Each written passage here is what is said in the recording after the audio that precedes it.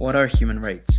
The basic idea of human rights is that every human being is entitled to the same basic rights and freedoms, no matter who we are or where we're born.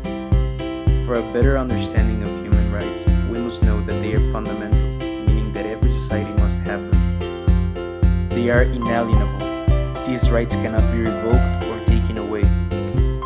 These rights are also universal, meaning that every human being is entitled to these rights just by the simple fact that they are human beings.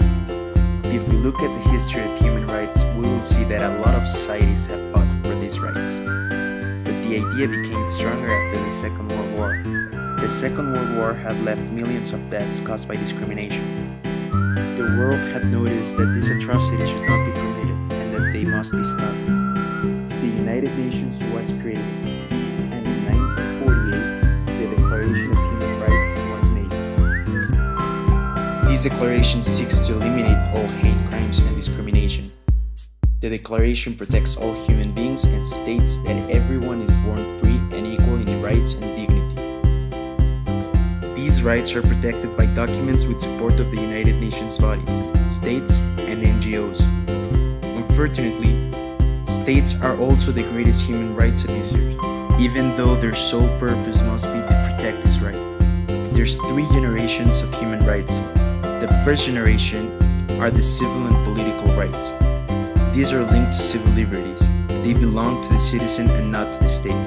Some examples are freedom of speech, freedom of press, and freedom of religion. The second generation are the economic, social, and cultural rights. Some examples are the rights to work, social security, healthcare, education, and paid holiday. And at last, the third generation of human rights. In this category, we can identify the so-called solidarity rights. Rights which cannot be exerted only by an individual, but only collectively. Like the right to environmental laws, the right to peace, the right to humanitarian assistance, and the right of people to self-determination. How do we protect human rights? Human rights are protected by humanitarian intervention. This humanitarian intervention flourished in the 1990s. It's a post-Cold War period creation. They are actions to prevent or discourage other countries from violating human rights. It also involves military intervention.